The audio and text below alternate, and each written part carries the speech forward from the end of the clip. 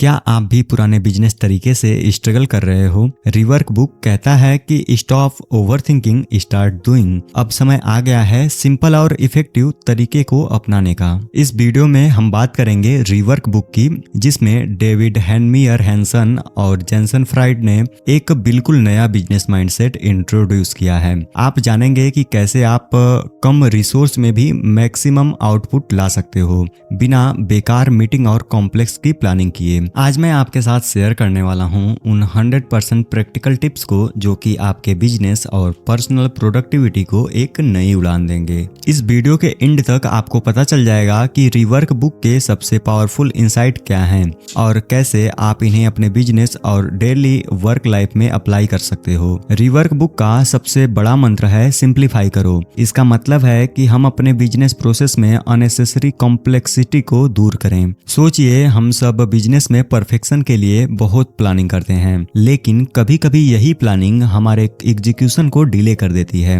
Rework book हमें यह सिखाती है कि हर चीज को इतना कॉम्प्लिकेटेड बनाने की जरूरत नहीं है। इसके बजाय आप फोकस रखो सिंपल और इफेक्टिव स्टेप्स पर। जब आप ओवरथिंक करते हो तो आप टाइम वेस्ट कर देते हो, जो कि आपके इनोवेशन और मार्केट से इंस्ट्रक्शन के लिए बहुत इंपॉर्टेंट है। इसलिए पहले बेसिक वर्जन लॉन्च करो, मार्केट से फीडबैक लो और फिर step by step improvement implement करो। इस अप्रोच से आप जल्दी से मार्केट के साथ एडॉप्ट हो जाते हो और आपके आइडियाज ज्यादा डायनामिक बन जाते हैं। मान लो आप एक नया प्रोडक्ट लॉन्च करने की प्लानिंग कर रहे हो। ट्रेडिशनल अप्रोच में शायद आप हर एक छोटी डिटेल पे परफेक्शन चाहते हो, लेकिन रिवर्क कहता है कि पहले एक बेसिक वर्जन लॉन्च करो। बस एक सिंपल प्रोटोटाइप या मिनिमम विजिबल प्रोडक्ट बनाइए और उसे मार्केट में डाल दें। उसके बाद डायरेक्टली कस्टमर से फीडबैक लो, जैसे कि इंस्टाग्राम पर एक पोस्ट डाल दो और देखो कि कैसे लोग रिएक्ट करते हैं। क्या उनको डिजाइन पसंद आया, क्या फीचर्स उनके लिए यूजफुल हैं। इन सब चीजों का फीडबैक मिलने के बाद आप अपने प्रोडक्ट में इम्प्रूवमेंट करते रहो। इस तरह से आप मार्केट में एक रियल डिमांड के हिसाब से एडप्ट हो पाओगे और अननेसेसरी डिले से बच पाओगे। नेक्स्ट चैप्टर में ऑथर बताते हैं कि हर बिजनेस में रुकावटें तो होती ही हैं, चाहे वो बजट हो या टाइम। इन रुकावटों को लिमिटेशन समझने के बजाय क्रिएटिविटी का फ्यूल समझो। इसका मतलब है कि हर बिजनेस को ऑपरेट करने में कुछ रिस्ट्रिक्शन तो होती ही हैं, लेकिन यह रिस्ट्रिक्शन आपको रोकने के लिए नहीं, बल्कि आपको कुछ नया सोचने के लिए, इंस्पायर करने के लिए होती हैं। अक्सर हम सोचते हैं कि अगर बजट या टाइम कम है तो हमारा काम मुश्किल हो जाएगा, लेकिन रिवर्क बुक यह कहती है कि रुकावटें आपके लिए एक अपॉर्चुनिटी बन सकती हैं और यही रुकावटें आपको अपने प्रोडक्ट के अननेसेसरी फीचर्स और डिस्ट्रैक्शन से दूर रखती हैं और आपको कॉन्सेंट्रेट करने में मदद करती हैं उन चीजों पर जो कि सच में इंपॉर्टेंट है। जस्ट इमेजिन, आप एक नया प्रोडक्ट लॉन्च करने की सोच रहे हो, पर आपके पास लिमिटेड बजट है। इस सिचुएशन में आप एक्स्ट्रा फीचर ऐड करने के बजाय उन कोर फीचर पर कॉन्सेंट्रेट करो जो कि आपके कस्टमर के लिए सबसे ज्यादा इंपॉर्टेंट है। एग्जाम्पल के लिए, अगर आप एक मोबाइल ऐप डेवलप कर रहे हो तो सबसे पहले बेसिक फंक्शनलिटी जैसे कि user registration, main service delivery, feedback mechanism पर फोकस करो। इससे आप अपना प्रोडक्ट मार्केट में जल्दी उतार सकते हो और रियल यूजर से फीडबैक के बेसिस पर इंप्रूवमेंट ला सकते हो। नेक्स्ट चैप्टर में रिवर्क बुक हमें यह बताती है कि अननेसेसरी मीटिंग से प्रोडक्टिविटी डाउन होती है। हर मीटिंग के लिए यह डिसाइड करो क्या यह वाकई में जरूरी है। इसका मतलब है कि आपको हर बार बिना सोचे विचारे किसी मीटिंग को शेड्यूल नहीं करना चाहिए। अक्सर हम मीटिंग के चक्कर में इतना फंस जाते हैं कि हमारा वैल्यूएबल वर्क टाइम वेस्ट हो जाता है और अल्टीमेटली हमारी प्रोडक्टिविटी पर बुरा असर पड़ता है। सोचिए, आपका दिन 9 से 5 तक काम करता है,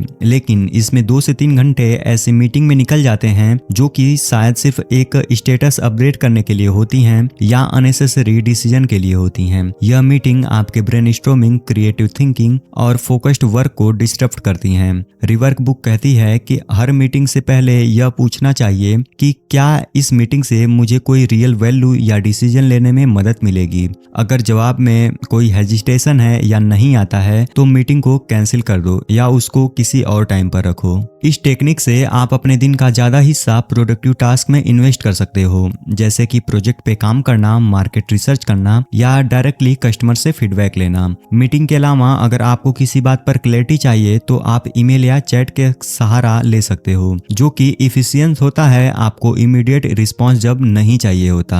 जितना हो सके फेस टू फेस या वीडियो मीटिंग के बजाय ईमेल या चैट का यूज करो और अपना वैल्यूएबल टाइम डायरेक्ट वर्क पे लगाओ। ईमेल या चैट कम्युनिकेशन से आप अपने टाइम को फ्लेक्सिबल रखते हो और इंस्ट्रप्शन भी कम होते हैं। इससे आपको अपने आइडियाज को सही तरह से एग्जीक्यूट करने का मौका मिलता है। नेक्स्ट चैप्टर में यह बताया गया है कि ओवर प्लानिंग से एग्जीक्यूशन डिले होता है। छोटे एक्शन लो, जल्दी से मार्केट में उतरो और कंटिन्यूअसली लर्न करो। और याद रहे कि परफेक्ट कंडीशन का इंतजार मत करो, क्योंकि परफेक्शन कभी आएगा ही नहीं। अक्सर हम सोचते हैं कि सब कुछ परफेक्टली सेट होने के बाद काम शुरू करना चाहिए, लेकिन रियलिटी यह है कि सिचुएशन में कभी भी परफेक्ट टाइमिंग या आइडियल कंडीशन नहीं मिलते। ओवर प्लानिंग से हम अपने एक्शन लेने में डिले कर देते हैं, जिससे कि अपॉर्चुनिटी छूट जाती है। रिवर्क बुक कहती है कि छोटे छोटे स्टेप्स ही शुरुआत में करो, चाहे वो एक छोटा प्रोटोटाइप हो या बेसिक वर्जन। बस मार्केट में उतरो और फीडबैक लो। जब आप जल्दी से लॉन्च कर देते हो तो आपको पता चलता है कि आपके प्रोडक्ट या सर्विस में क्या इंप्रूवमेंट की जरूरत है, और यह प्रोसेस आपको कंटिन्यूअसली सीखने और एडप्ट करने में मदद करता है।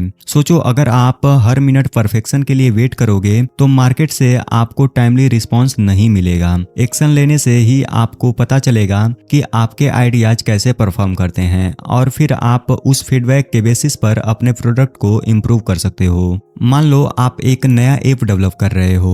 अगर आप हर फीचर को परफेक्ट बनाने की कोशिश करोगे तो ऐप लॉन्च कभी होगा ही नहीं। इसके बजाय पहले एक बेसिक वर्जन लॉन्च करो जिसमें कि कोर फंक्शनलिटी हो, और फिर यूजर से फीडबैक लो। इस अप्रोच से आप अपने ऐप को धीरे धीरे इम्प्रूव करते हुए मार्केट की जरूरतों के हिसाब से शेप दे सकते हो। बस आज ही स्टार्ट करो, परफेक्ट प्लान की सोच छोड़ो और देखते देखते इम्प्रूव होते जाओ। रिवर्क बुक बताती है कि मार्केट को एक नेचुरल एग्जीक्यूशन से समझो, जहां आपके प्रोडक्ट के ऑथेंटिक बेनिफिट सबसे ज्यादा इंपॉर्टेंट है।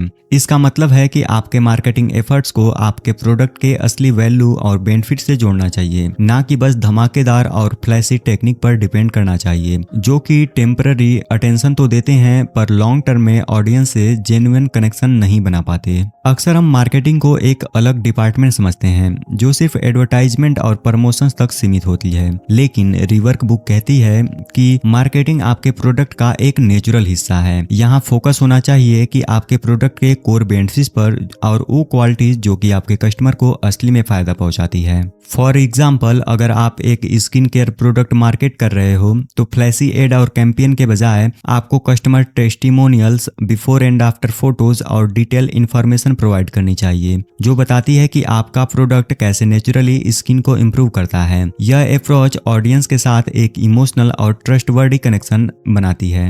अपने प्रोडक्ट के कोर बेनिफिट को हाईलाइट करो, रियल कस्टमर फीडबैक का यूज करो और जेन्युइन कनेक्शन बनाओ। रिवर्क बुक के प्रिंसिपल के हिसाब से लॉन्ग टर्म सक्सेस के लिए सस्टेनेबल और रियलिस्टिक बिजनेस मॉडल पे फोकस करो, ना कि सिर्फ टेम्पररी और ट्रेंडी आइडियाज पे। इसका मतलब है कि बिजनेस स्ट्रेटजी में ऐसे आइडियाज शामिल हों जो कि सिर्फ आज के ट्रेंड्स को फॉलो ना करें, बल्कि आने वाले कल के चैलेंजेस और अपॉर्चुनिटी को ध्यान में रखते हुए बनाए गए हों। सस्टेनेबल बिजनेस मॉडल से आपका बिजनेस लॉन्ग टर्म में स्टेबल और ग्रोथ ओरिएंटेड रहेगा। अक्सर हम ट्रेंडीज आइडिया से अट्रैक्ट होते हैं क्योंकि वो तुरंत अटेंशन ग्रैब करते हैं और हमें लगता है कि आजकल के बिजनेस एनवायरनमेंट बहुत तेज हैं, लेकिन ट्रेंड्स टेम्पररी होते हैं जो कि आज पॉपुलर हैं और वो कल कहीं खो जाते हैं। इसलिए रिवर्क बुक कहती है कि आपको अपने बिजनेस मॉडल को इस तरह से डिजाइन करना चाहिए जो कि लॉन्ग टर्म में काम करे। मान लो आप एक स्टार्टअप चाहते हो और आपको एक ट्रेंडी फीचर्स दिख रहा है जो कि अभी सभी एप्स में है। अगर आप बस इस ट्रेंड को फॉलो करते हो तो शायद आज आपका बिजनेस बूस्ट हो जाए, पर कल वो फीचर्स आउटडेटेड हो सकता है। इसके बजाय अगर आप अपने प्रोडक्ट के कोर वैल्यू को समझकर उस पर फोकस करते हो, जैसे कि सिंप्लिसिटी, यूजर फ्रेंडली डिजाइन और कंटिन्यूअस इंप्रूवमेंट, तब आपका बिजनेस लॉन्ग टर्म में स्टेबल और ग्रोथ ओरिएंटेड रहेगा। एक सिंपल क्लियर विजन और रेगुलर फीडबैक से प्रोडक्ट को अपडेट करना आपके बिजनेस को फ्यूचर प्रूफ बना देता है। पहले तो आप खुद से पूछो कि आपके बिजनेस का लॉन्ग टर्म विजन क्या है? क्या आप सस्टेनेबल स्ट्रेटजी पे फोकस करते हो या सिर्फ ट्रेंड्स को फॉलो करते हो? रिवर्क बुक यह बताती है कि लिमिटेशन को एक्सेप्ट करो और उनसे इनोवेट करो। जब रिसोर्सेज लिमिटेड होते हैं तभी आप अपने क्रिएटिव सॉल्यूशन निकाल पाते हो। इसका मतलब यह है कि जब आपके पास ज्यादा रिसोर्सेज या अनलिमिटेड ऑप्शंस नहीं होते तब आपको अपने आइडियाज को स्ट्रीमलाइन करना पड़ता है और नई सोच डेवलप करनी पड़ती है। लिमिटेशंस आपको फोर्स करती हैं कि आप सिर्फ उन्हीं चीजों पर फोकस करो जो कि सबसे इंपॉर्टेंट हैं, जिस चीज से आपका क्रिएटिव पोटेंशियल और प्रॉब्लम सॉल्विंग स्किल बढ़ती जाती है। हर बिजनेस या क्रिएटिव प्रोडक्ट में कुछ ना कुछ रुकावटें तो होती ही हैं, चाहे वो बजट हो, टाइम हो या मैन पावर। यह लिमिटेशंस अक्सर हमारे दिमाग में एक बैरियर के रूप में आ जाती हैं, लेकिन इन्हीं लिमिटेशन से ही आपके पास अपॉर्चुनिटी होती है कि आप इनोवेटिव और यूनिक सॉल्यूशन डेवलप करो।